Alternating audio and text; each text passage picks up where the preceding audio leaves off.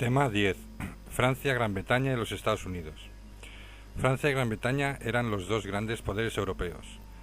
La primera con un modelo más acabado del absolutismo y en la segunda un régimen parlamentario que limita al poder real.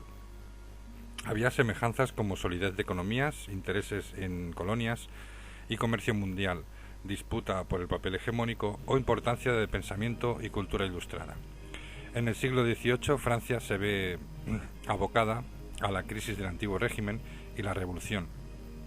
Y en Gran Bretaña las pérdidas de las colonias de Norteamérica, la estabilidad política y el respaldo en lo económico por la revolución industrial. Francia después de Luis XIV, la regencia. Luis XIV muere en septiembre de 1715, tras 32 años de reinado, siendo rey el bisnieto Luis XV, desde 1715 al 74, de 5 años. La regencia se correspondió al duque Felipe de Orleans, de 1674 al 1723, sobrino del favorecido rey y primero de los príncipes de sangre, al que Luis XIV trató de controlar mediante un consejo de regencia, pero el duque consiguió que el Parlamento de París anulara el testamento y le otorgara plenos poderes. Tenía posibilidad de poder reinar si el rey falleciera, anhelo también de Felipe V. En los primeros años de regencia, Felipe de Orleans se apoya en los descontentos de la política de Luis XIV, la nobleza de la Épée y de Roubaix. Traslada la corte de Versalles a París y prodigó el lujo y las fiestas, a pesar de la delicada economía, por los enormes gastos de la guerra. Una deuda superior a 2.300 millones de libras, con intereses anuales de un centenar, obligará a varias crisis y bancarrotas en los años de regencia. A instancias del duque de Saint-Simon, de 1675 a 1755, el duque de Orleans modificó la estructura administrativa, sustituye las secretarías de Estado por 6 y luego 8 nuevos consejos dominados por la nobleza. A cambio de la anulación del testamento, devolvió a los parlamentos el derecho a objetar disposiciones reales. En 1718 marca el paso de una regencia permisiva a una autoritaria, con la principal figura de Guillaume Dubois, secretario de Asuntos Exteriores. El Parlamento de París fue el epicentro del conflicto interior de la regencia por su oposición a la Bulla Unigenitus de 1713, que había condenado proposiciones jansenistas. Al morir Luis XIV, el Parlamento se opone y pide un concilio general, no por la adhesión al jansenismo, sino por el galicanismo de la mayoría de parlamentarios, que rechazaba intromisión del Papa en la Iglesia de Francia. Se vio favorecido porque el arzobispo de París, Noailles, desde 1651 a 1729, de tendencia jansenista, es nombrado en 1715 presidente del Consejo de Conciencia. La tolerancia inicial del regente cambió, como toda su política, en 1718. En septiembre el Papa excomulga a los que se oponen a la bula. El abad Dubois impulsó la observancia de la bula, ordenada en agosto de 1720 por declaración real que el Parlamento registra en diciembre. Las protestas son acalladas por el obispo preceptor de Luis XV, André Herculé de Friuret, miembro del nuevo consejo creado en 1720, que hace de la defensa de la bula una cuestión de principios, considerando a los jansenistas rebeldes frente a la autoridad real. Como un símbolo de la vuelta al pasado, la corte regresó a Versalles y Dubois, cardenal desde 1721, fue nombrado primer ministro en agosto de 1722.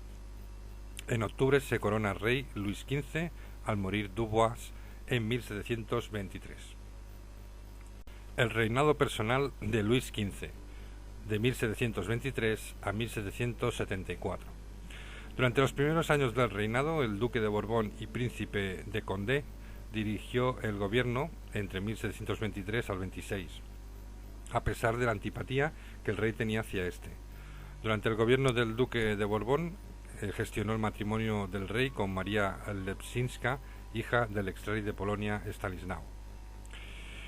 Sus años de gobierno estuvieron marcados por problemas económicos con una fuerte crisis financiera y monetaria, y para ello creó nuevos impuestos como la cinquantième, el quincuagésimo, en 1725 de carácter directo.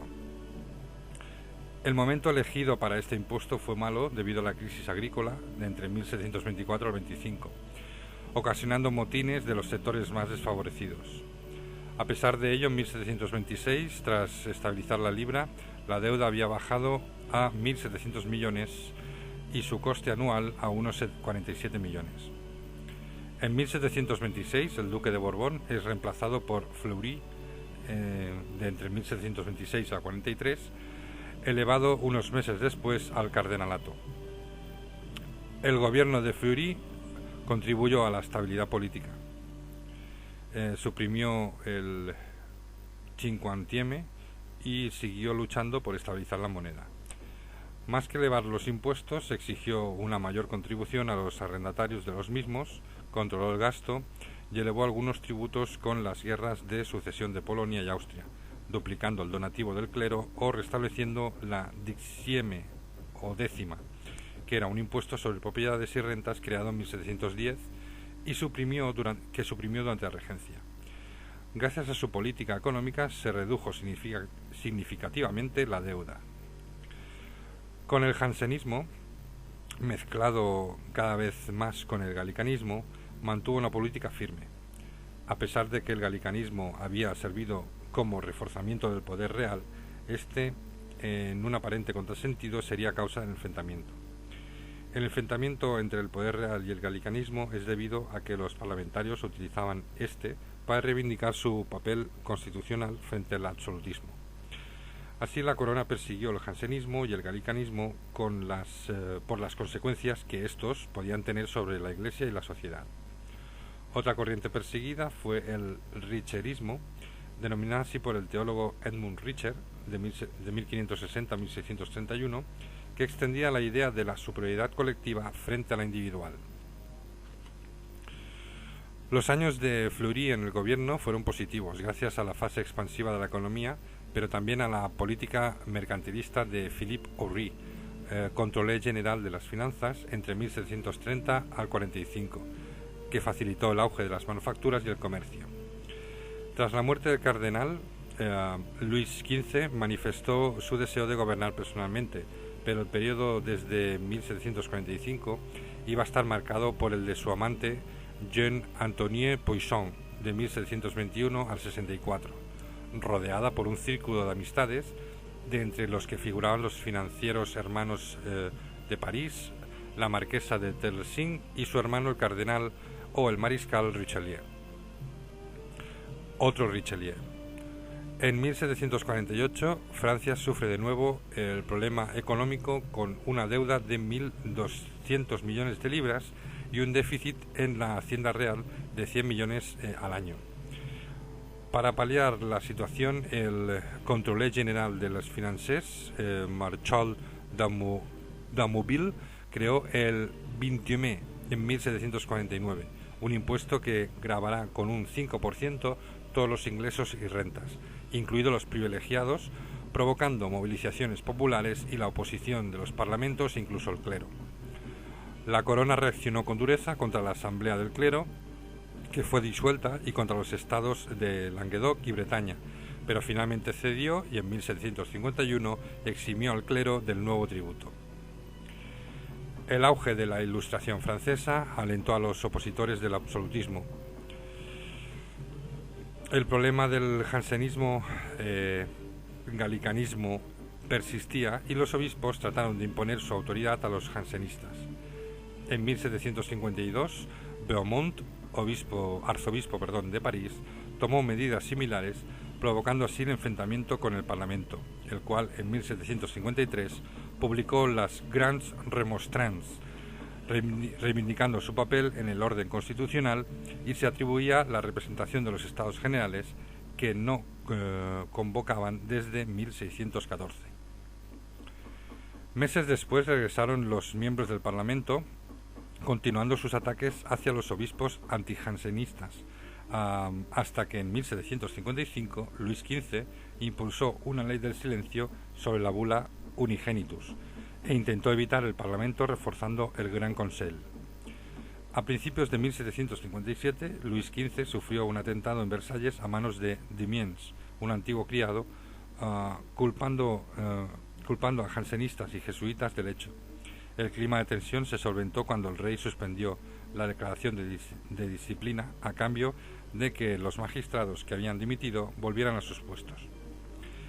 En 1762 se produce la expulsión de los jesuitas, enemigos de la mayoría galicana y jansenista del Parlamento.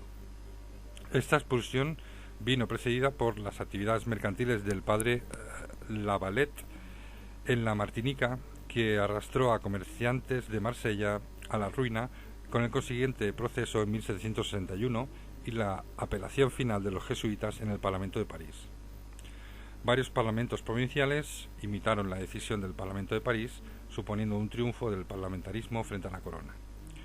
Esto provocó que el rey ordenara el traslado de los magistrados para amonestarlos y provocó la dimisión en bloque de los parlamentarios y la detención de varios de ellos, hasta que el duque hubo de presentar su renuncia para restablecer el Parlamento en 1769. Tras la muerte de la marquesa Pompadour en 1764, el rey tuvo una nueva amante y favorita del monarca con Madame du Barry, vinculada al partido devoto, donde además de las hijas del rey figuraban entre otros Maupeou, enemigo del Parlamento, nombrado canciller en 1768, y el abate Terray, al frente de las finanzas desde 1769. En 1770, el nuevo reglamento de disciplina provocó la oposición del Parlamento de París, que se declaró en huelga, lo que provocó la disolución del Parlamento de París y otros parlamentos discollos, de otros parlamentos. Maupeou inició una reforma con la intención de restar poder al Parlamento, que incluía la supresión de la venalidad y del derecho a heredar las magistraturas, la abolición de tasas judiciales, el nombramiento de jueces o el establecimiento de tribunales de nuevo cuño, o conseils supérieurs.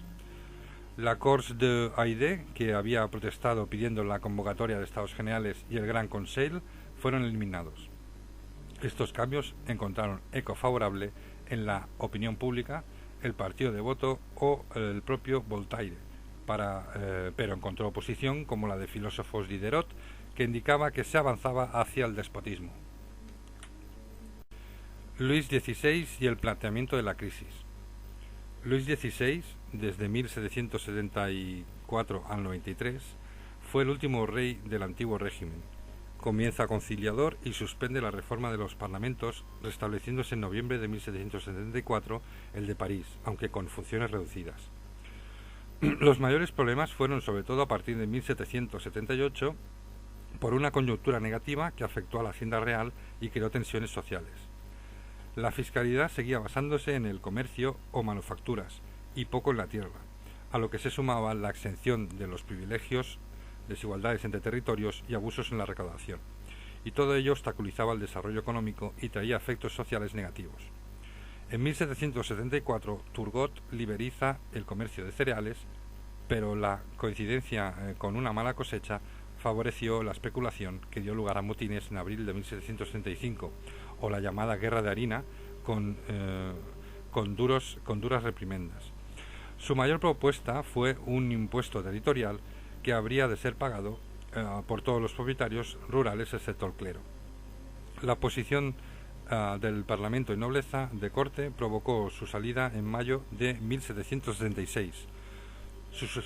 Su sucesor, Jacques Necker, hubo de hacer frente a los gastos de la Guerra de Independencia de Norteamérica, que le obligó a conseguir más créditos. En 1783, por los gastos de la guerra americana, se impone durante 3 años la tercera vingtième. Se encarga entonces de la hacienda Charles Alexandre de Calonne e insisten en sustituir la vingtième por un impuesto territorial en especie, liberalizar el comercio de grano o crear asambleas consultivas de propietarios. Le sustituye el arzobispo Lomenier de Brignais, que se topa con una mala cosecha que provoca bancarrotas y mantiene propuestas de su antecesor que vuelven a chocar con la Asamblea de Notables. Ante el bloqueo, en agosto de 1787, el Parlamento indicó que sólo podían corregir las decisiones de la Asamblea de los Estados Generales. La protesta de sus magistrados, cuando el rey les obligó a registrar los nuevos edictos fiscales, provocó un nuevo destierro del Parlamento, seguido de una lit de justice con presencia del rey. Era el inicio de la Revolución de los Privilegiados, que implicó a muchos nobles y actos de rebeldía. Finalmente el rey, el 8 de agosto de 1788, convoca a los Estados Generales para reunirse en mayo de 1789. Unos días después declaró la bancarrota y volvió a poner a Necker en Hacienda. El endeudamiento de los estados era muy elevado. El endeudamiento del Estado, era muy elevado, pero no significa que estuviera en quiebra ni les impidiera nuevas guerras. En 1789 Francia destinaba el 60% de los ingresos a pagar deudas, pero el problema estaba en su administración financiera, incoherente e ineficaz. La crisis financiera y el desmoronamiento del antiguo régimen fue resultado de muchos factores políticos, económicos, sociales, ideológicos, etc. El empeoramiento de la situación política llevó a la revuelta de los privilegiados, mala coyuntura económica, crisis agrícola, disminución de beneficios agrarios, reducción de capacidad adquisitiva del campesinado, epidemias, desocupación de los jóvenes, malestar social en el campo y ciudad, que contribuyeron a posteriores propuestas revolucionarias. También influyó la Ilustración, la independencia americana y los debates políticos sobre la elección de los delegados a los Estados Generales de 1789. Consolidación del Parlamento británico. Al final del reinado de Guillermo III, el Act of Settlement de 1701, que exigía que el rey fuera anglicano, había asignado su sucesión al duque de Hannover, dinastía alemana, cuya anciana madre era la pariente protestante más cercana a los monarcas británicos. Esto provocó tensiones y resistencias, sobre todo en Escocia, tierra de los Estuardo, y firmaron la Acts of Union, el Parlamento británico y el escocés en 1707, con la que ambos reinos se convertían en una unión política, el Reino Unido de Gran Bretaña. Cuando en 1800 se unió Irlanda, sería el Reino Unido de Gran Bretaña e Irlanda. En 1702 y hasta 1714 subió al trono Ana I, hija del primer matrimonio de Jacobo II, con la que acabó la dinastía Estuardo. El reinado de Ana no solo fue importante por esta unión que comienza junto al triunfo internacional de la Gran Bretaña en la Guerra de Sucesión Española, siendo esto el paso definitivo a su hegemonía, continuada hasta el siglo XVIII. Cesiones territoriales francesas en América, privilegios que conseguiría de España en el comercio con las Indias, el Tratado de Methuen con Portugal, consiguiendo un amplio acceso al imperio colonial luso. En la política británica destacaron los Whigs, que representaban sobre todo los intereses mercantiles y propiciaron las dos coaliciones contra Francia. La sociedad británica era una de las más modernas del momento, con una opinión pública con influencia en el gobierno, en la que se discutía con profundidad para lo que era muy importante la difusión de la prensa. Solo en Londres había 3.000 clubs y coffee house donde se leían estas publicaciones. Los Whigs dominaron la política británica más de medio siglo. En los últimos años del reinado de Ana I, cuando los Tories tenían mayoría, hubo intentos de cambiar la ley sucesoria para favorecer a los Estuardo, y una de las primeras medidas del nuevo monarca fue alejar del poder a los Tories. En las siguientes nuevas elecciones ganarían de nuevo los Whigs. Nada más constituirse el nuevo Parlamento en 1715, fueron procesados por traición algunos Tories, pero las protestas populares de comerciantes y artesanos demostraron que la oposición a la nueva dinastía no era exclusiva de los Tories. Además, en Escocia, en ese mismo año, hubo una rebelión jacobita con Jacobo III al frente, llegado desde Francia. La revuelta fracasó pese al apoyo de los Highlanders, habitantes de las tierras altas escocesas, al no ser capaz de aunar los descontentos. El hecho de que la nueva dinastía se consolidara no deja de ser sorprendente, ya que Jorge I, que gobernó desde 1614 al 27, que llegó al trono con 54 años, viajaba mucho a su ducado alemán, apenas hablaba inglés y tenía poco interés en los asuntos británicos, con los que no le ligaba lazos. Lo que ocurría con los Estuardo, cuya corte permanecía en la cercana Francia. Los partidarios que accedían al Parlamento carecían de liderazgos nacionales claramente definidos. El eje del debate político y de la acción legislativa era la Cámara de los Comunes, con 558 diputados varones que reflejaban los intereses de los propietarios de la tierra y del mundo urbano mercantil. Cada circunscripción elegía 2 diputados y se daba la situación de que había poblaciones podridas, entre comillas, casi despobladas con 2 diputados y otros importantes núcleos como Liverpool o Manchester que no estaban representados. Por otra parte, las elecciones no eran limpias, había un alto grado de manipulación y corrupción. Menos importante era la Cámara de los Lores, cuyos poderes eran más judiciales que políticos, al tratarse del máximo tribunal de apelación. Eran 220 miembros, 26 eran obispos y el resto pares o altos nobles ingleses, y 16 escoceses, cuyos puestos eran hereditarios y dueños de importantes porciones de tierra. El poder de los grupos dirigentes se extendía a través de 2 instituciones, el Lord Lieutenant y los jueces de paz, controlados por la aristocracia terrateniente y los gentry. Robert Walpole, propietario territorial de Norfolk, pasó a controlar el gabinete en 1721. Aunque no existía el cargo de primer ministro, lo fue de hecho hasta 1742, en su condición de primer lord del tesoro. La política de Walpole abandonó el belicismo de los Whigs para centrarse en el desarrollo económico y social de Inglaterra. La inclinación de Walpole a la paz y la neutralidad, como la que tuvo en la Guerra de Sucesión de Polonia, tuvo un precio de la pérdida de influencia en el continente. En política interior, todo estuvo marcado por el miedo a las nuevas conspiraciones jacobitas, y encarceló a sospechosos y a suspender el Habeas Corpus Act, que prohibía el arresto arbitrario de súbditos. En economía, redujo la deuda pública y sus tasas de interés, luchó contra el fraude y el contrabando y mejoró el sistema fiscal creado en el siglo XVII. Su base eran los impuestos indirectos como el excise o conjunto de tasas sobre el comercio de diversas mercancías y aduanas, que aportaban cerca del 70% de los ingresos. El principal impuesto directo era el land tax sobre las propiedades territoriales.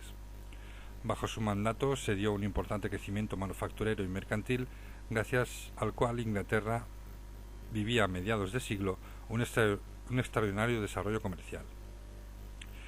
La quiebra especulativa de la South Sea Company había puesto en crisis el modelo de las compañías monopolistas, de las que solo sobreviviría el East Indian Company frente a la emergencia de empresas comerciales libres.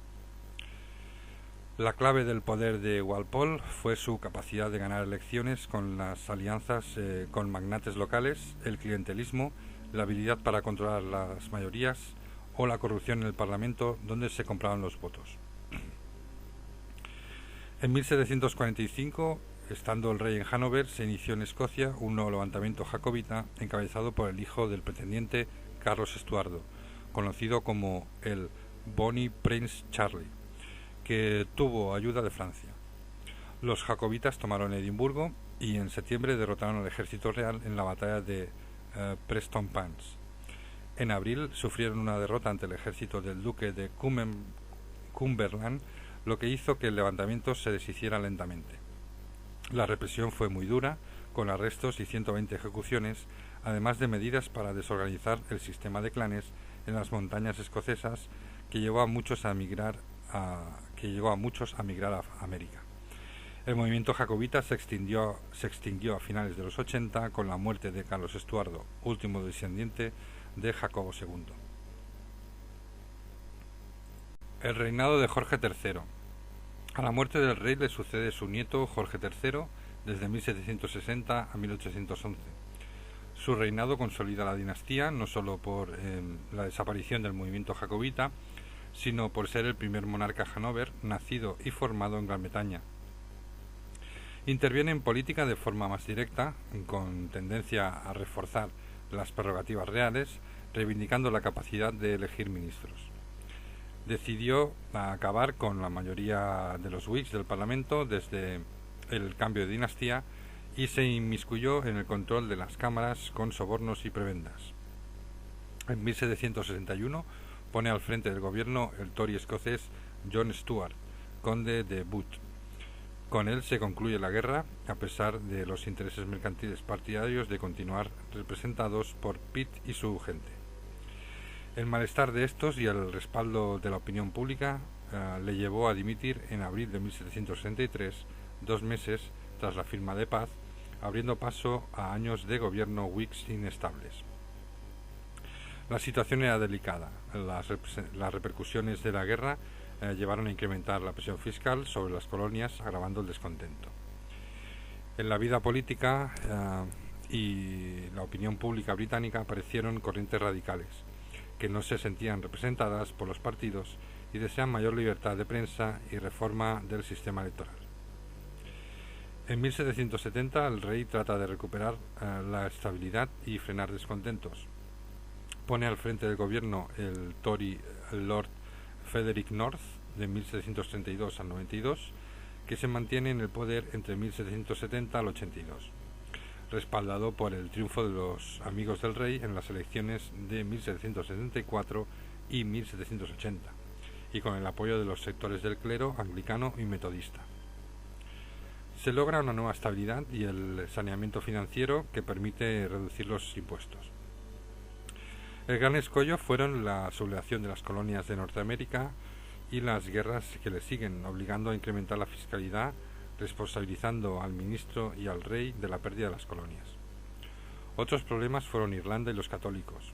Irlanda, sometida a un trato colonial desde el siglo anterior, asistía al desarrollo del sentimiento nacionalista que tratan de calmar mediante la anulación de los Text Acts, que excluyen a católicos de la vida pública, o la concesión de autonomía legislativa al Parlamento de Dublín en 1782. Para esto se revoca la legislación de la época Tudor, que sometía al Parlamento irlandés al control del Privy Council, así como las facultades legislativas sobre Irlanda del Parlamento británico y condición de la Cámara de los Lores de Tribunal Supremo de Apelación para el Reino de ambas en 1719.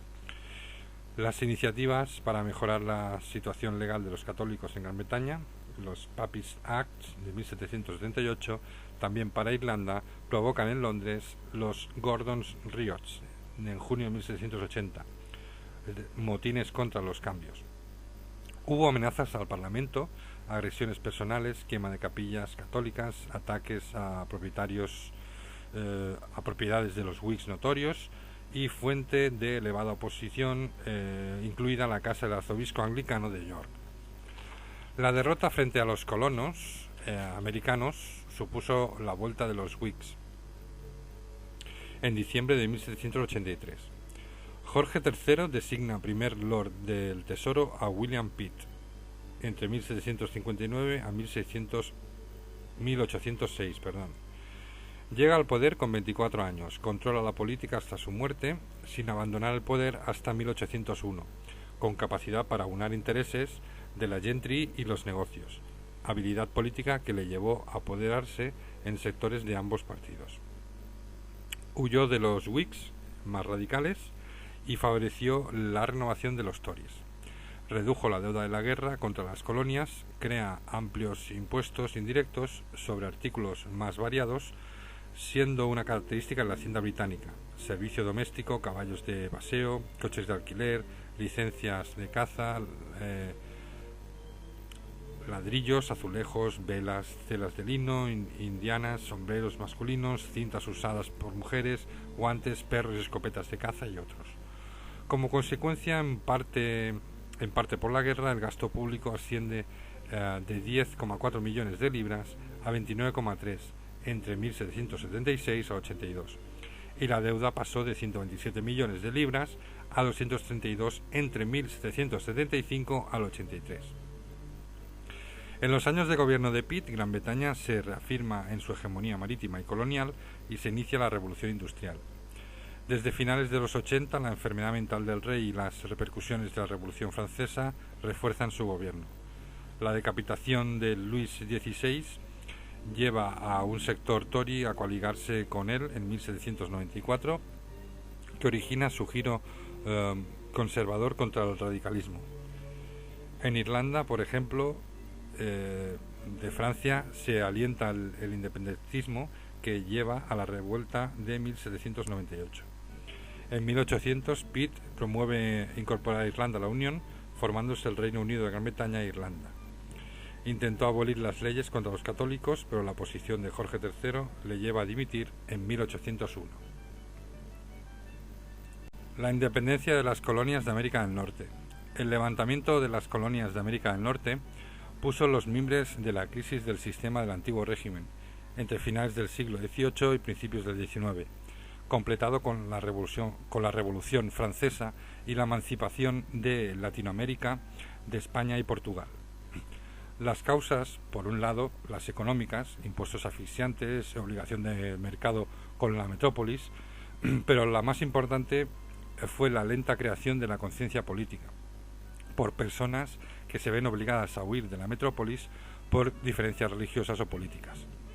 Estas ideas venían de la Ilustración, como la libertad, tolerancia, secularización e identidad individual, y promovidas desde la misma colonización inglesa por una serie de personajes como John Wyss, desde 1652 a 1625, que promovía la participación democrática de la vida pública, o Jonathan Mayhew, de 1720 a 1726, que teorizaba sobre el derecho de resistencia ante la metrópoli, o Thomas Paine, entre 1737 a 1809, que promovió los derechos individuales y la independencia política.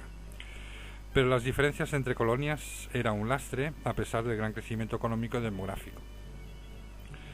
En las colonias del norte estaban pobladas por puritanos ingleses y dedicados a la agricultura, la madera y la pesca. En tierras muy económicas hasta 1750, su ciudad más importante era Boston con 20.000 habitantes.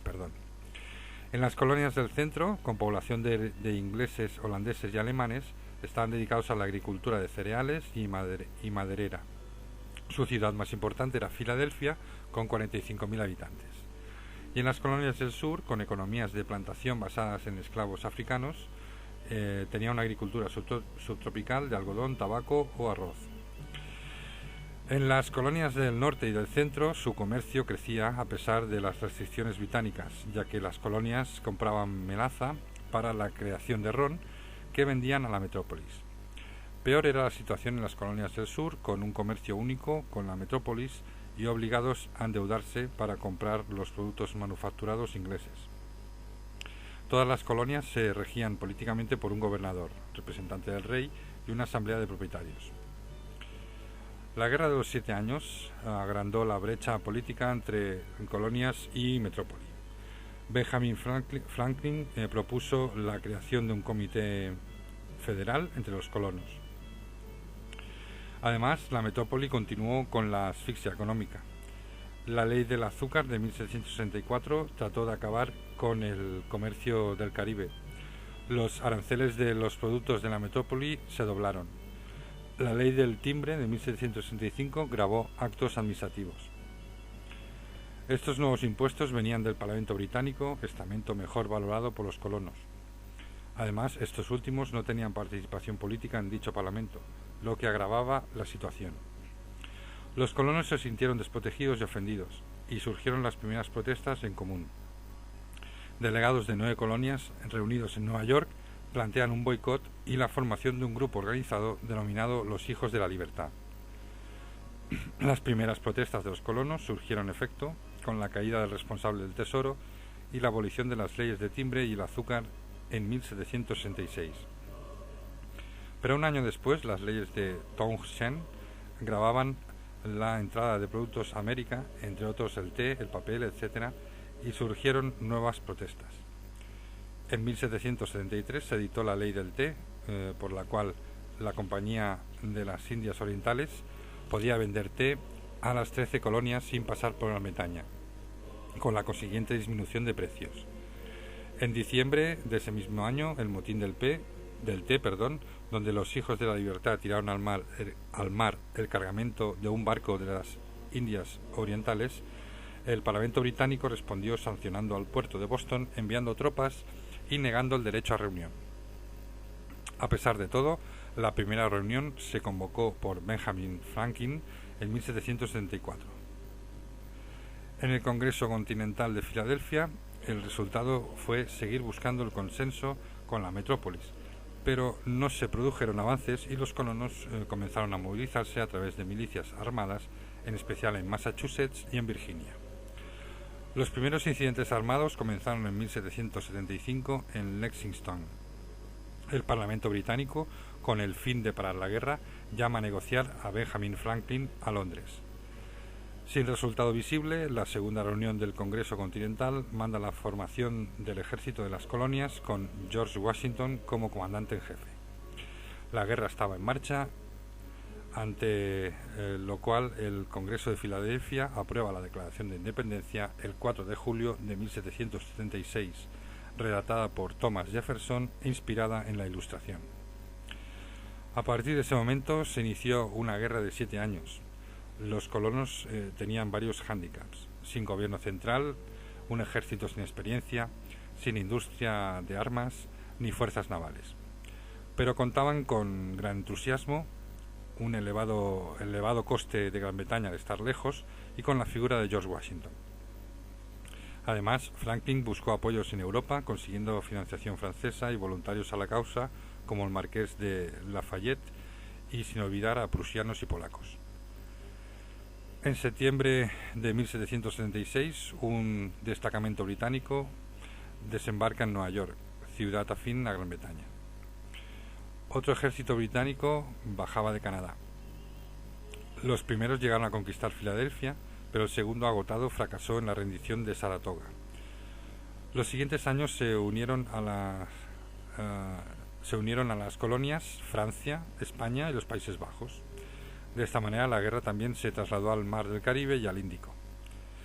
La gran victoria de las colonias en territorio continental se produjo en la batalla de Yorktown en 1781, pero continuó la guerra en el mar, hasta el Tratado de Versalles de 1783, donde Gran Bretaña reconoció la independencia de las 13 colonias. Acababa de nacer la Primera República fuera de Europa. Así nació en mayo de 1787 en Filadelfia la primera Constitución de los Estados Unidos de América, como un consenso entre federalistas y autonomistas. Esta Constitución sigue vigente con las respectivas modificaciones. En ella se distinguían las competencias de los estados y del poder federal.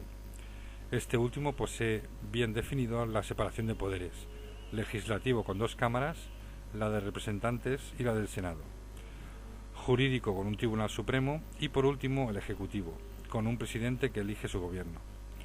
George Washington será el primer presidente del país de los Principios Ilustrados.